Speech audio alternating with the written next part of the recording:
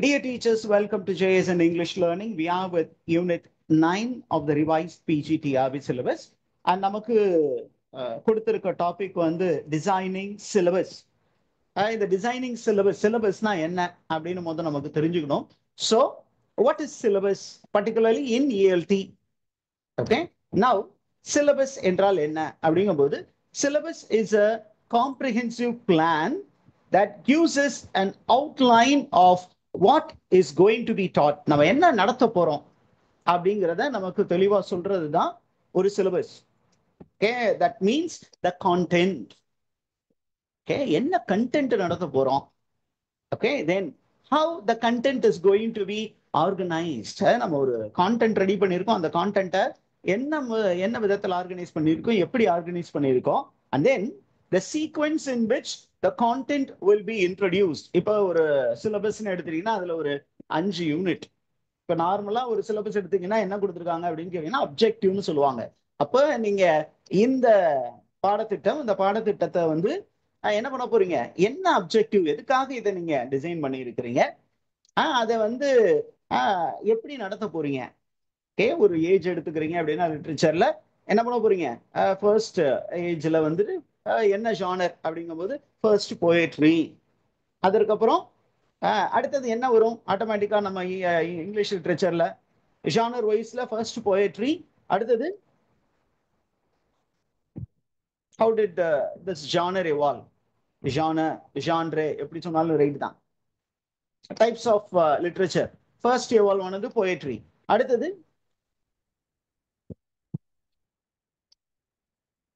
Drama. Okay, drama.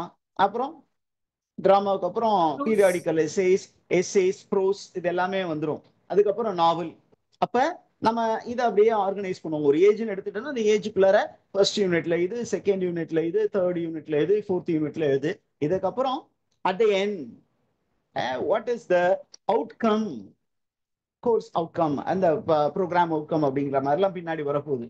நம்ம இப்போ இருக்கிற மாதிரி சாய்ஸ் பேஸ் கிரெடிட் சிஸ்டத்துல நிறைய விஷயங்கள் இருக்கு. நமக்கு பேசிக்ஸ் தான் கேட்டிருக்காங்க. அப்ப சிலபஸ்னா என்ன அப்படிங்கும் போது it speaks about what is going to be taught, content, அப்புறம் how are we going to organize the content, and what is the sequence in which the content will be introduced. That is the first part of the definition of syllabus.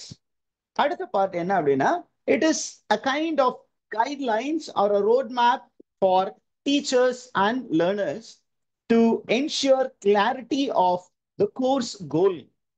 இந்த கோர்ஸினுடைய கோல் இருக்குல்ல, அந்த கோலை நம்ம reach பண்றதுக்கான road map வயா media. இப்ப நம்ம course அப்படின்னு இருக்கும், அந்த கோர்ஸ்க்குள்ளார சிலபைன்னு இருக்கும். எது கோர்ஸ் எது சிலபைன்னு சொல்லுங்க பார்க்கலாம். சும்மா யாராவது ஒரு எக்ஸாம்பிள் சொல்லுங்க. What is a course, what is a syllabi? Any information about course syllabi?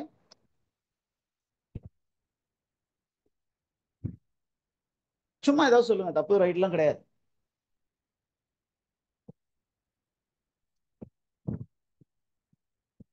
BA English அப்படிங்கிறது கோர்ஸா சிலபையா? கோர்ஸ். It's a course. அதுக்குள்ளார பாத்தீங்கன்னா there is syllabi. ஓகே, அந்த சிலபையை என்ஹான்ஸ் பண்றதுக்கு இப்ப அடுத்தது கரிக்குலம் அப்படிங்கிறதெல்லாம் வரும். அப்ப வாட் இஸ் a கோர்ஸ் கோல், அந்த கோர்ஸ் கோலை நம்ம அச்சீவ் பண்றதுக்கு நிறைய பாடத்திட்டங்கள் தேவைப்படும். ஓகே, அதுக்கப்புறம் what is the instructional content and what is the assessment and outcome of the assessment. இது எல்லாத்தையுமே டிசைன் பண்றதுக்கு சிலபஸ் அப்படிங்கிற ஒரு வேணும். சரி, what is the difference between syllabus and curriculum? இது கேட்கறதுக்கு possibility. What is the curriculum அப்படின்னு கேட்பாங்க. Curriculum is a broader framework, ஒரு அம்பர்லா டேர்ம், அண்ட் அதுக்குள்ளார தான் நமக்கு சிலபஸ் வரப்போகுது. ஸோ எது பெருசு among the two? Curriculum is the broader framework. சரி, இந்த கரிக்குலம் எதை பேஸ் பண்ணும் அப்படின்னு கேட்டீங்கன்னா இட் ரிஃப்ளெக்ட்ஸ், இதுதான் நமக்கு key term. It's a broader framework. It reflects the educational philosophy, the vision and the mission of the college. The motto அப்படின்லாம் வச்சிருப்பாங்கல்ல, அது எல்லாத்தையும் உள்ளடக்கி ஒரு விஷயம் தான் கரிக்குலம். தமிழ்ல கரிக்குலம்னா என்னன்னு சொல்லுவோம் teachers? What do we call curriculum in Tamil? கலைத்திட்டம்.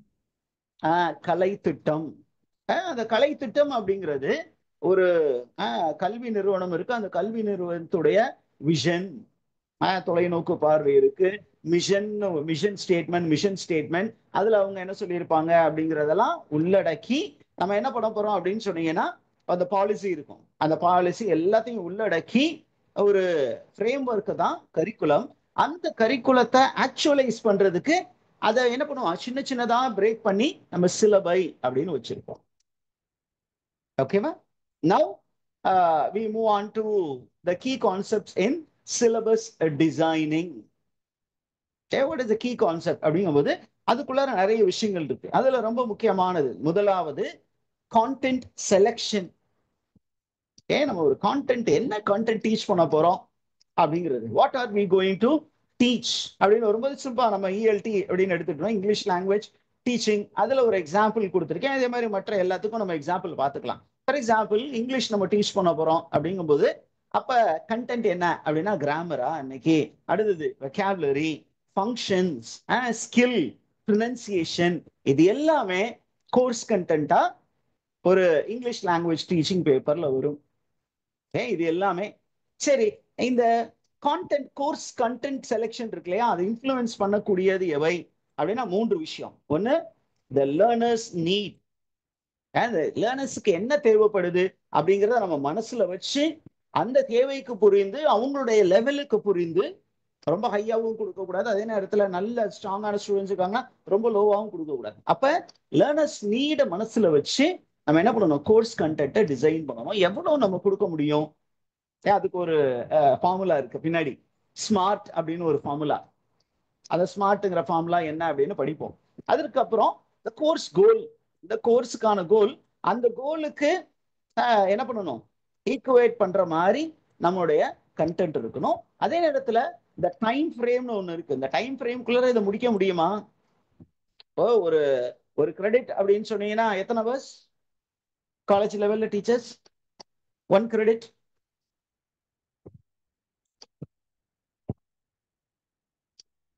One credit. இதெல்லாம் எஜுகேஷன்ல அந்த பக்கம் நடத்திருக்காங்களா என்னன்னு தெரியல, அதெல்லாம் உண்டா என்னன்னு தெரியல. இருந்தாலும் 1 கிரெடிட் அப்படின்னு சொன்னீங்கன்னா 15 ஹவர்ஸ். அப்போ ஒரு பேப்பர் வந்து 2 கிரெடிட் கோர்ஸா இருக்கலாம், அல்லது 4 கிரெடிட் கோர்ஸா இருக்கலாம், 5 கிரெடிட் கோர்ஸா இருக்கலாம், 6 கிரெடிட், ரொம்ப 7 கிரெடிட் கோர்ஸ் வரைக்கும். 6 கிரெடிட்ஸ் 7 கிரெடிட்ஸ், 7 வந்து ரொம்ப அதிகம், 6ன்னு வச்சுக்கோங்களேன். அப்ப அந்த 15 ஹவருக்குள்ளார நம்ம என்னத்தை நடத்த முடியும்? ஒரு செமஸ்டர் மொத்தம் எத்தனை நாள் இருக்கும்? 90 நாள் மொத்தம். இப்போ அதுக்குள்ளார எக்ஸாமும் வந்துடும். அப்ப நம்ம எல்லாத்தையும் இதுக்குள்ளார mid semester, end semester assessments எல்லாம் வரும். நம்ம வந்து என்ன பண்ணுவோம், கண்டினியூஸ் இன்டர்னல் அசஸ்மெண்ட் எல்லாம் வரும். அப்ப இந்த டைம் கன்ஸ்ட்ரெயின்குள்ளார நம்ம என்னத்தை ஸ்டூடெண்ட்ஸுக்கு டீச் பண்ண முடியும், அவனை அதை புரிஞ்சுக்க வச்சுக்க முடியும் அப்படிங்கிற விஷயம்லாம் மைண்ட்ல வச்சுதான் நம்ம கண்டென்ட்டை செலக்ட் பண்ணணும். The second important step is grading and sequencing. நம்ம எதை பத்தி பேசிக்கிட்டு இருக்கோம்? சிலபஸ் டிசைனிங்ல பாயிண்ட் நம்பர் 2. பாயிண்ட் நம்பர் 1 என்னன்னு சொன்னோம்? Content selection. கண்டென்ட் செலெக்ஷனுக்கு அப்புறம் ரொம்ப முக்கியமானது என்னது? கண்டென்ட் நம்ம செலக்ட் பண்ணிட்டோம், அடுத்தது நம்ம என்ன பண்ணணும்? we have to grade the content based on the difficult level. சிம்பிளா இருக்கிறது, அப்புறம் கொஞ்சம் டிஃபிகல்ட், அப்புறம் இன்னும் கொஞ்சம் டிஃபிகல்ட், அப்புறம் ரொம்ப டிஃபிகல்ட் அப்படிங்கிற மாதிரி நம்ம என்ன பண்ணுவோம், the simple one in the first place introduce பண்ணும்போது சிம்பிளான ஒன்று வைக்கணும். அதற்கப்புறம் the most complex one towards the end. அதனால தான் பார்த்தீங்கன்னா நீங்க எடுத்தீங்கன்னா போயட்ரி ஃபர்ஸ்ட்ல வச்சிருப்பாங்க லிட்ரேச்சர் பேப்பர்ல. Literature professor who is teaching to you. அப்ப லிட்ரேச்சர் பார்த்தீங்கன்னா போயட்ரிய முன்னாடி வச்சிருப்பாங்க, நாவலை வந்து தூக்கி கடைசியா வச்சிருப்பாங்க. ஏன் அப்படின்னா நாவல் வந்து ஹையர் ஆர்டர் திங்கிங்க்கு கொண்டு போயிடும் நம்மள. ஏன் ஹையர் ஆர்டர் திங்கிங் ஸ்கில்ஸ் இருக்கு, பின்னாடி நம்ம வருவோம், அதை பத்தி பெஞ்சமின் ப்ளூமை பத்தி பேசுவோம். அப்ப இங்க பாத்தீங்கன்னா grading. how are we going to grade the content? Number 2, how are we going to sequence it? Sequencing அப்படின்னாவே லாஜிக் தான். how one thing leads on to other and how the learning and the retention of the student happens. எப்படி student வந்து learn பண்ணிக்கிறான், அவன் learn பண்ண idea எப்படி என்ன பண்றான், ரீடைன் பண்றான், அதை திருப்பியும் ஞாபகத்துக்கு கொண்டு வரான், எப்படி அதை அடுத்தடுத்த ஐடியாஸோட எப்படி கனெக்ட் பண்ண போறான் அப்படிங்கிறத நம்ம மனதில் வச்சுதான் நம்ம என்ன பண்ணணும், அந்த சிலபஸை டிசைன் பண்ணணும். நம்பர் 3, இந்த கண்டென்ட் நம்ம சூஸ் பண்ணிட்டோம், அது வந்து லேர்னர் நீட பேஸ் பண்ணி இருக்கா அப்படின்னு அனலைஸ் பண்ணணும். ஸோ நம்ம என்ன பண்ணணும் அப்படின்னா, ஒரு கண்டென்ட்டை சூஸ் பண்ணும்போது ரொம்ப முக்கியமா எதை மைண்ட்ல வச்சுக்கணும், we need to keep in mind the background of the learner. எந்த பேக்ரவுண்ட் வந்து வர்றான், அவன் வந்து எவ்வளவு தூரம் கிராஸ் பண்ண முடியும், okay, what are the learner goals and what are the language needs அப்படிங்கிறதெல்லாம் மைண்ட்ல வச்சுக்கிட்டு தான் நம்ம என்ன பண்ணணும், ஒரு நீட் அனாலிசிஸ் கண்டக்ட் பண்ணணும். ஓகே, அதுல ரொம்ப முக்கியமான ரீட் அனாலிசிஸ் கண்டுபிடிக்கிறதுக்கு முக்கியமான விஷயங்கள் எவை அப்படின்னா, நீங்க ஒரு சிலபஸ் ஃப்ரேம் பண்றீங்க, ஒரு போர்ட் ஆஃப் ஸ்டடீஸ் நடத்த போறீங்க. போர்ட் ஆஃப் ஸ்டடீஸ்ல தான் நம்ம இந்த சிலபஸ் எல்லாம் என்ன பண்ணணும், பாஸ் பண்ணணும். ப்ரீ போர்டுன்னு ஒன்று இருக்கும், அப்புறம் போர்ட் ஆஃப் ஸ்டடீஸ்னு ஒன்று இருக்கும், அதுக்கப்புறம் அகாடமிக் கவுன்சில் இருக்கும். அங்க அகாடமிக் கவுன்சிலை பாஸ் பண்ணாதான் அதை வந்து சிலபஸ்ன்னு பிரிண்ட் பண்ணி நம்ம ஸ்டூடெண்ட்ஸ் கையில கொடுக்க முடியும். அப்புறம் யூனிவர்சிட்டிக்கு அனுப்பி அந்த யூனிவர்சிட்டி அதை என்டார்ஸ் பண்ணணும்னு வச்சுக்கோங்களேன். அப்ப அதுக்கு முன்னாடி ஒரு சிலபஸ் நம்ம வைக்கிறோம் அப்படின்னா ஒரு நீட் அனாலிசிஸ் கண்டக்ட் பண்ணணும். அதை எப்படி கண்டக்ட் பண்ணலாம் அப்படின்னா, ஒரு கொஸ்டினர் ப்ரிப்பேர் பண்ணி என்ன பண்ணலாம், அது ஸ்டூடெண்ட்ஸ் கொடுத்து அதுல இருந்து அவங்களுடைய தேவை என்ன, அவங்களுக்கு எவ்வளவு அளவுக்கு அதை புரியக்கூடிய திறன் இருக்கு அப்படின்னு திறனாய்வு செய்ய வேண்டும். அதுக்கப்புறம் அந்த ஸ்டூடெண்ட்ஸ் கூப்பிட்டு உட்கார வச்சு கேட்கலாம். அல்லது we can conduct placement test. நம்ம இதை வந்து அசஸ்மெண்ட்ல பார்ப்போம். ஒரு ஸ்டூடெண்ட் ஃபர்ஸ்ட் வந்தோன்னா என்ன மாதிரி அவனுடைய எபிலிட்டியை கண்டுபிடிக்கிறதுக்கு நம்ம ஆய்வு செய்வோம் இல்லையா, what do we call it as?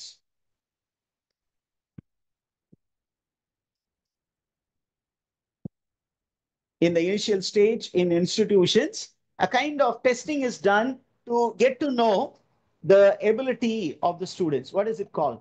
Pre-assessment. Bridge course. A bridge course. அந்த bridge course முடியும் போது ஒரு அசஸ்மெண்ட் கண்டக்ட் பண்ணுவோம்லே, அதுக்கு பேர் ஒன்று இருக்குமே, ப்ரோக்னாஸ்டிக் டெஸ்ட்னு ஒன்று பண்ணுவோமா? ப்ரோக்னாஸ்டிக் டெஸ்ட், எவ்வளவு தூரம் அவனால ஏற்கனவே தெரிஞ்சது எவ்வளோ, இனிமேட்டுக்கு நம்ம எதெல்லாம் சொல்லி கொடுக்கணும் அப்படின்னு சொல்லிட்டு அப்புறம் அந்த ஸ்டூடெண்ட்ஸை வந்து நம்ம ஒருவேளை தேவைப்பட்டுச்சுன்னா ஸ்ட்ரீமிங் பண்ணுவோம். அதற்கப்புறம் ரொம்ப முக்கியமானது அப்படின்னா stakeholder consultation. Stakeholder அப்படிங்கும்போது the one who is actually taking something, one who is going to benefit out of it, அவங்களுடைய பேரண்ட்ஸ் அவங்களை எல்லாம் கூப்பிட்டு உட்கார வச்சு உங்களுக்கு எது பெஸ்ட் அப்படிங்கிற மாதிரிலாம் பார்க்கணும். நவ் அதற்கப்புறம் கண்டென்ட்டை நீங்க ரெடி பண்ணிட்டீங்க அப்படின்னா ரொம்ப முக்கியமானது என்ன அப்படின்னா, we have to frame the objectives and outcome. Course objective அப்படின்னு சொல்லுவாங்க. ஒவ்வொரு சிலபஸ்லயும் வரும்போது வாட் இஸ் கோர்ஸ் அப்ஜெக்டிவ், இந்த பர்டிகுலர் சிலபஸ்க்கான அப்ஜெக்டிவ் என்ன அப்படிங்கும்போது we call it as learning objective. இந்த சிலபஸ் மூலியமா அவங்க என்னத்தை கத்துக்க போறாங்க அப்படிங்கும்போது the goal அப்படின்னு வரும். அப்ப இந்த கோல் அப்படிங்கும்போது அதுக்கு ஒரு ஃபார்முலா இருக்கு, இட்ஸ் கால்டு ஸ்மார்ட் கிரைட்டீரியன். ஒரு சிலபஸ் நம்ம ஃப்ரேம் பண்ணும்போது இதை மைண்ட்ல வச்சுக்கிட்டு தான் பண்ணணும். What is whether the goal is specific, பாயிண்டடா இருக்கா இந்த சிலபஸ், இல்ல ரொம்ப அப்படியே வேகா இருக்கா.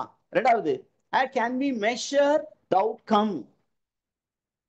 ஒரு ஸ்டூடெண்ட் இதை புரிஞ்சுக்கிட்டானா புரிஞ்சுக்கலையா அப்படின்னு எப்படி நம்ம மெஷர் பண்றது, அதுக்கு மெஷரிங் இது மெஷரபிளா அப்படின்னு பார்க்கணும். அதுக்கப்புறம் அச்சீவபிள்னா கொடுக்க டைம் ஃப்ரேம்குள்ள நம்ம அதை நடத்தி முடிக்க முடியுமா. ரொம்பவும் அம்பிஷியஸா ஒரு பெரிய சிலபஸ் வச்சுட்டு முடிக்க முடியாம நீ படிச்சுக்கடா அப்படின்னு விட்டோம்னா அந்த ஸ்டூடெண்ட்டும் படிக்க மாட்டான், நம்ம மேலையும் ஒரு பயங்கரமான ஒரு நல்ல அபிப்பிராயம் இருக்காது, நமக்கும் ஒரு சாட்டிஸ்பாக்சன் இருக்காது ஒரு டீச்சருக்கு. அப்ப நம்ம எடுக்கக்கூடிய அந்த பாடத்திட்டம் அச்சீவபிளா, அதற்கப்புறம் ரொம்ப ரொம்ப முக்கியம், is it relevant to life, will it make a student prepared for the world, job ready அவனை ஆக்குமா, ஏன்னா லைஃபுக்கு அவன் அடுத்தது முடிச்ச உடனே வேலைக்கு போகணும். will he get placed if he studies this particular paper, we call it a syllabus. இந்த சிலபஸை படிச்சா அவனுக்கு வாழ்க்கைக்கு எந்த விதத்துல உதவியா இருக்கும், ஒரு பிளேஸ்மெண்ட் ஆகுறதுக்கு லீவ் அலோன் இந்த லாங் டைம் மாரல் அந்த இதெல்லாம் விட்டுருங்க, இன்னைக்கு மாரல் அதெல்லாம் விட்டுருங்க. அடுத்தது வேலை முடிச்சான் கை மேல வேலை கிடைக்குமா காசு கிடைக்குமா அப்படின்னு யோசிக்கிற மாதிரி இருக்கு. அப்ப அவனை பிளேஸ் பண்ண முடியுமா நம்ம இந்த சிலபஸ் சொல்லி கொடுத்து? அடுத்தது டைம் பவுண்ட். இதுவும் அந்த அச்சீவபிளோட தான் வருது. அந்த குறிப்பிட்ட டைம்குள்ள நம்மளால முடிக்க முடியுமா? இது எல்லாத்தையும் மைண்ட்ல வச்சுதான் நம்ம ஒரு சிலபஸ் உருவாக்க வேண்டும். அதுதான் டீச்சர்ஸ். அப்ப இப்ப நான் என்ன நினைச்சேன் அப்படின்னு சொன்னீங்கன்னா, இந்த அப்ஜெக்டிவ பத்தியும் அந்த அவுட்கம் பத்தியும் கொஞ்சம் டீடைலிங் கொடுக்கலாம் அப்படின்னு நினைச்சேன். ஓகே, அப்ப வாட் இஸ் லேர்னிங் அப்ஜெக்டிவ் அப்படின்னு பார்த்துருவோம். Okay, shall we teachers? ஏன்னா இந்த அப்ஜெக்டிவ் வச்சு நிறைய கொஸ்டின்ஸ் கேட்குறாங்க பிஎட்ல. இது ரொம்ப இம்பார்ட்டன்டான டாபிக் சிலபஸ் டிசைனிங்ல.